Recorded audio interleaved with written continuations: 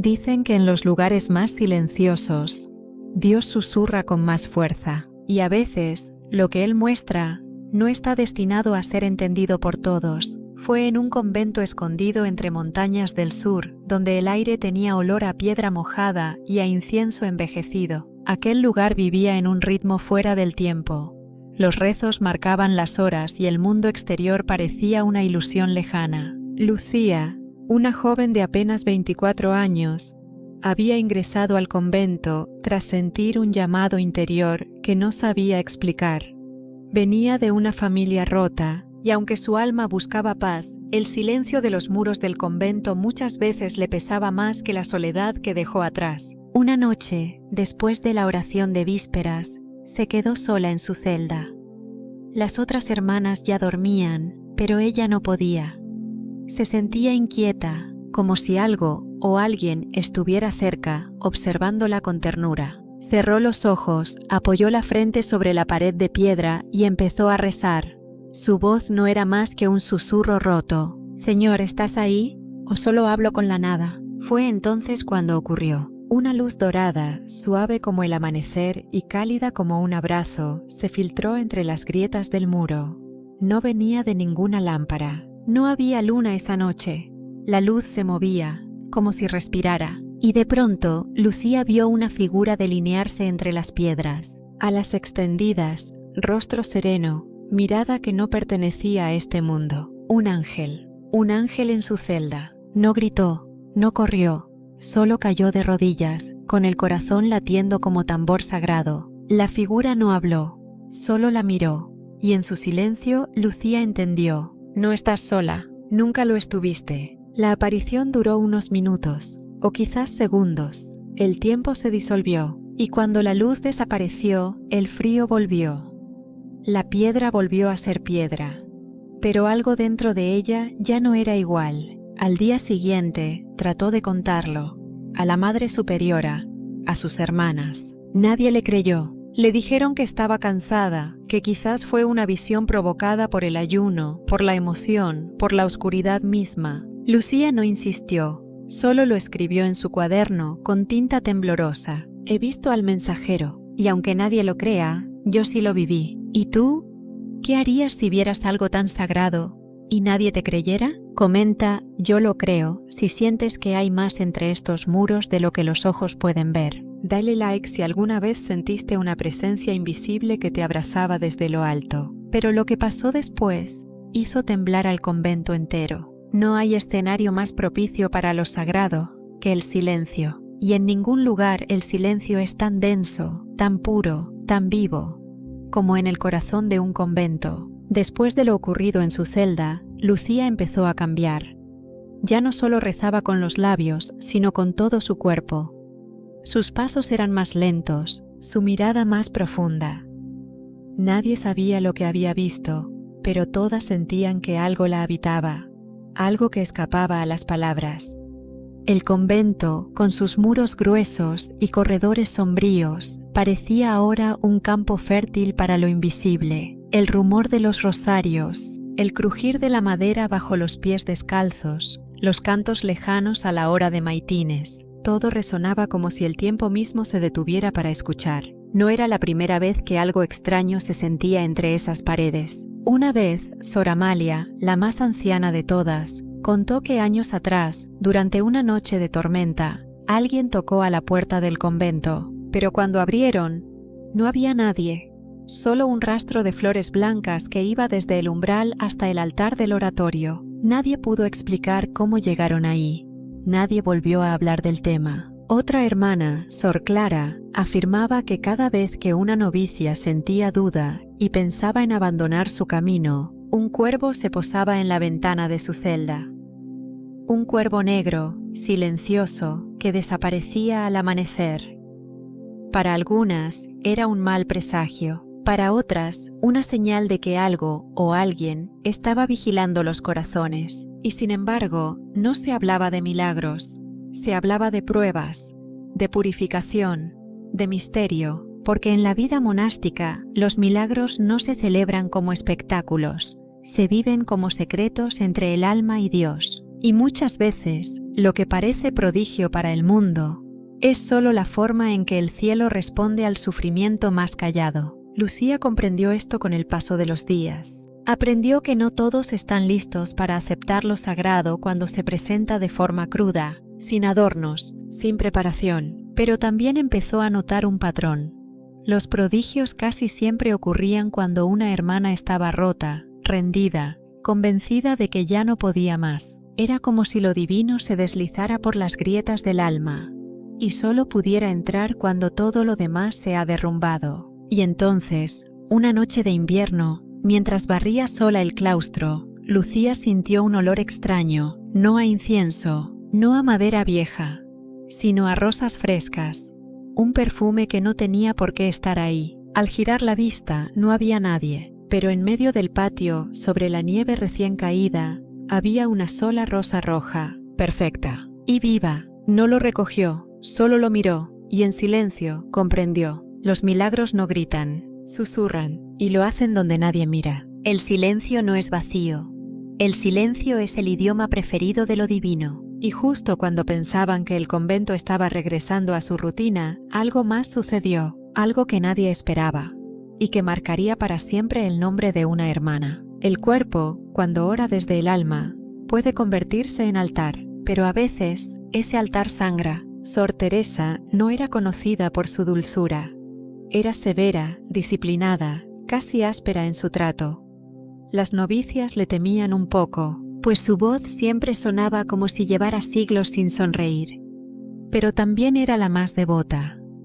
Pasaba horas en la capilla, sola, de rodillas, sin moverse.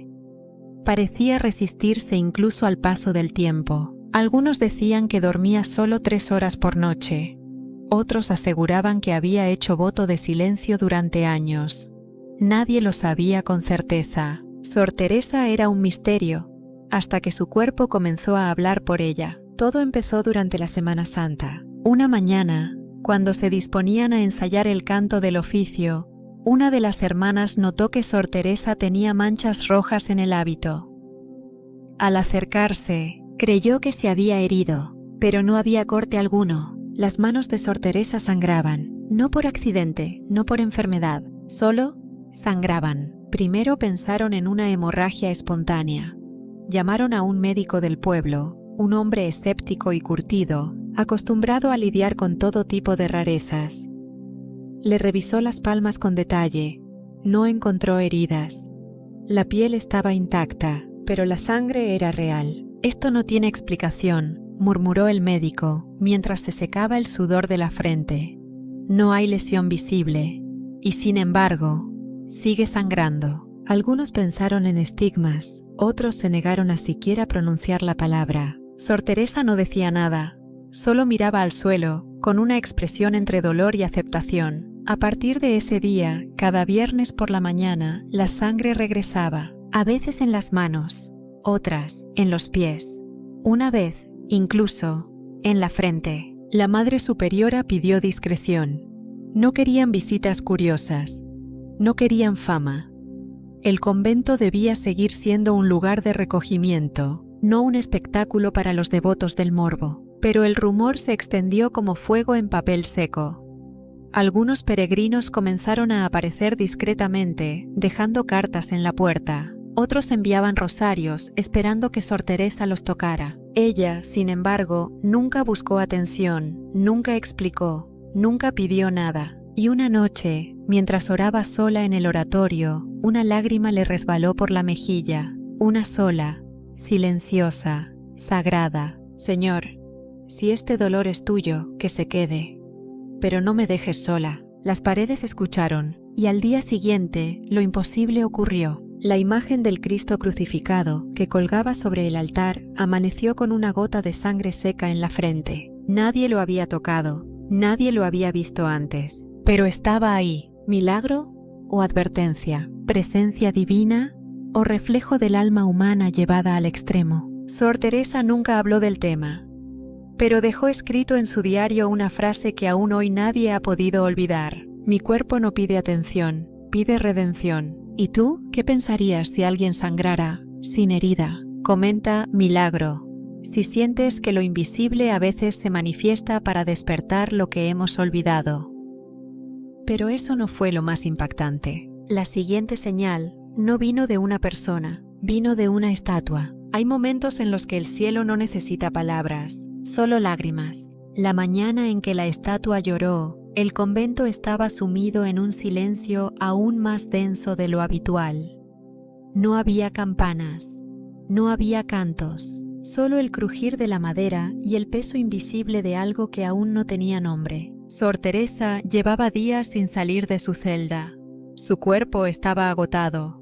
La sangre había vuelto a aparecer la noche anterior, esta vez no solo en las manos, sino también en el costado. Como si el sufrimiento de otro tiempo hubiese encontrado en ella un eco. Las hermanas estaban divididas. Algunas la consideraban una elegida, otras temían que estuviera poseída.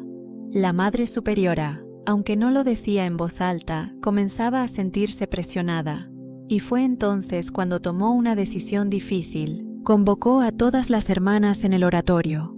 Quería hablarles.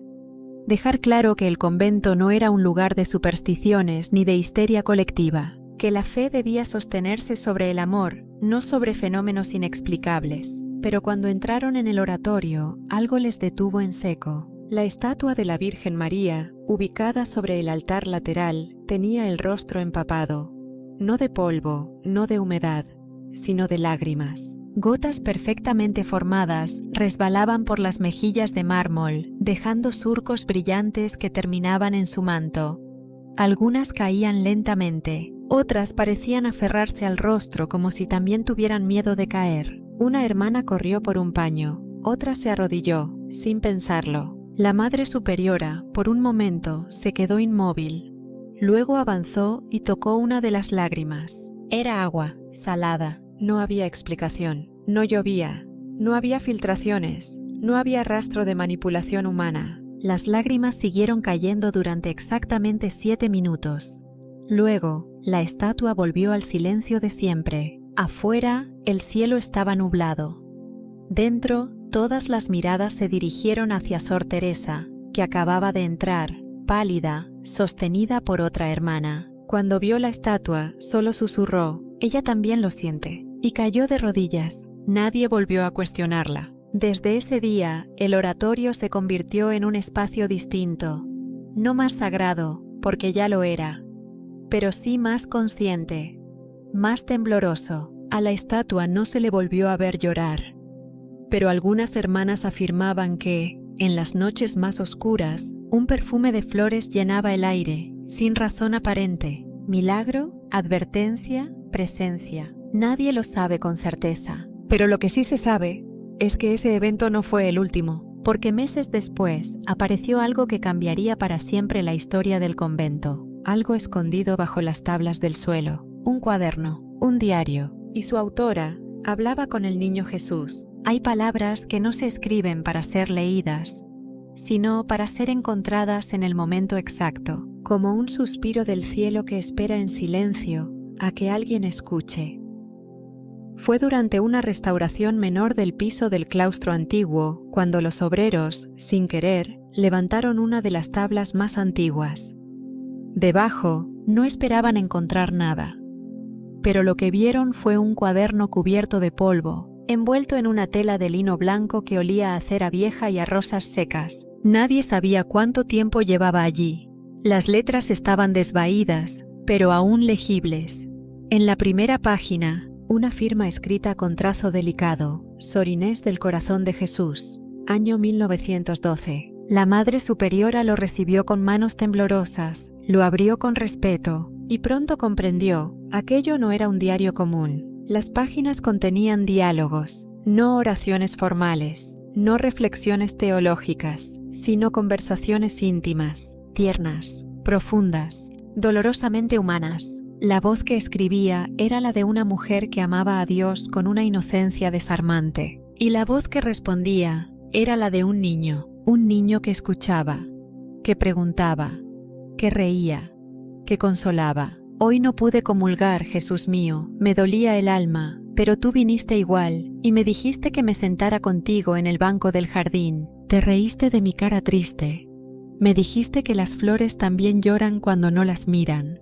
Me hiciste sonreír. Cada línea parecía dictada por la ternura misma. Hoy me sentí inútil. Las otras hermanas hacen más que yo. Pero tú me dijiste, ¿no sabes que yo amo más lo que nadie ve? Y entonces entendí que servirte es también callar. Y luego, en una entrada fechada un día antes de su muerte, escribió: si alguien encuentra esto, no lo lea como si fuera mío.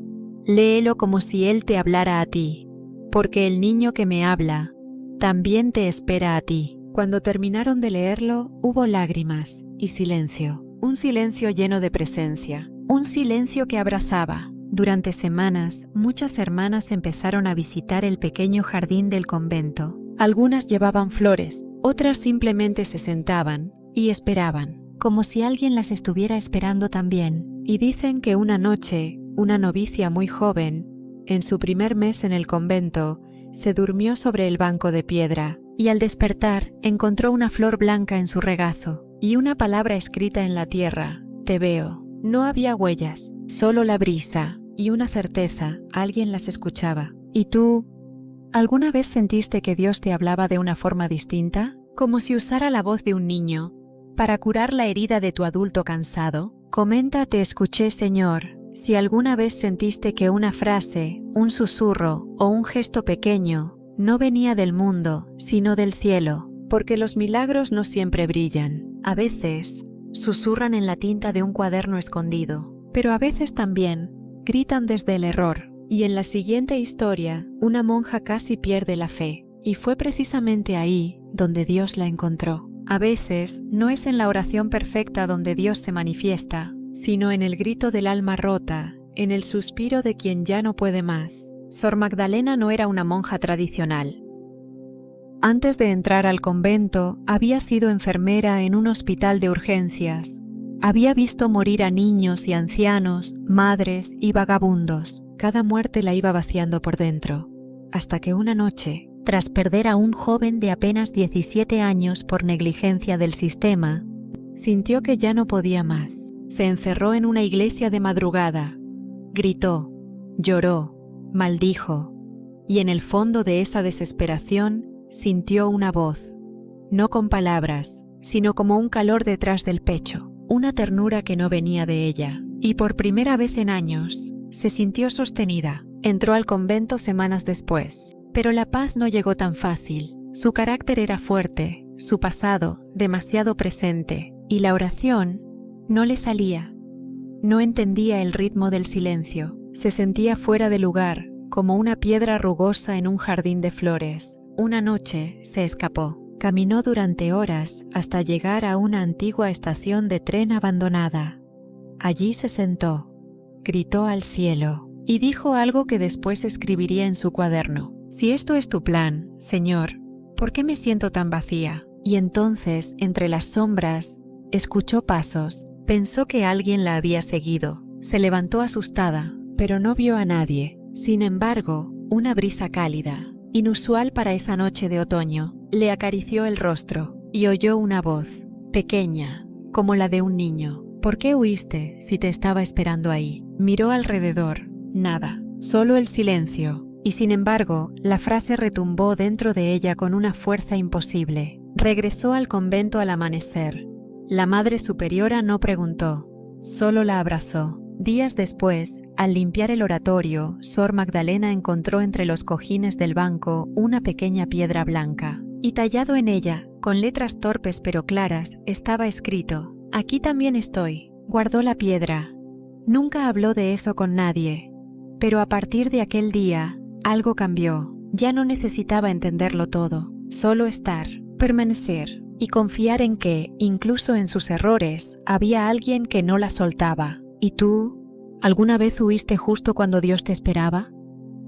A veces, lo divino no te llama desde la cima, sino desde el fondo, desde la herida, desde el error. Comenta: aquí también estoy, si alguna vez descubriste que el momento más oscuro era en realidad el umbral hacia lo sagrado, porque si has sobrevivido a ese abismo, entonces ha llegado el momento de servir. Y eso, querido oyente, es lo que marca la diferencia entre el que ve milagros y el que se convierte en uno. Quizás los milagros no son eventos extraños reservados para unos pocos. Quizás los milagros están ocurriendo, pero muy pocos se atreven a verlos. En este convento perdido entre montañas, donde el tiempo parece dormir y las voces se quiebran en susurros, hemos visto cosas que no caben en ningún manual. Luces que atraviesan la piedra, sangre que brota sin herida, lágrimas que nacen del mármol, palabras invisibles que despiertan el alma. Pero más allá de los prodigios, lo que verdaderamente conmueve es la mirada de cada hermana que ha sido tocada por lo inexplicable. No hablan de milagros como trofeos, hablan de encuentros, de pequeñas visitas divinas en medio del dolor, de caricias celestiales cuando el mundo se vuelve demasiado frío. Cada historia aquí contada no busca convencerte, busca recordarte que hay una dimensión más allá de lo visible, que Dios no siempre se manifiesta en rayos ni terremotos, sino en una flor solitaria, en una piedra tallada, en una lágrima que nadie ve. Y si alguna vez has sentido que algo te tocó sin explicación, si has sentido que alguien te escuchaba cuando estabas a punto de rendirte, entonces tal vez tú también hayas sido testigo de un milagro. No lo niegues, no lo calles, porque quizás el próximo milagro necesita tu fe para poder nacer. El alma recuerda lo que la mente ha olvidado. Y si has llegado hasta aquí, no es casualidad. Dale like si sentiste algo en el pecho mientras escuchabas estas historias. Comparte este video con alguien que necesita saber que Dios no ha dejado de hablar. Suscríbete para seguir explorando estos susurros celestiales que aún vibran en los rincones más humildes del mundo. Porque mientras haya una sola alma que crea, los milagros seguirán ocurriendo.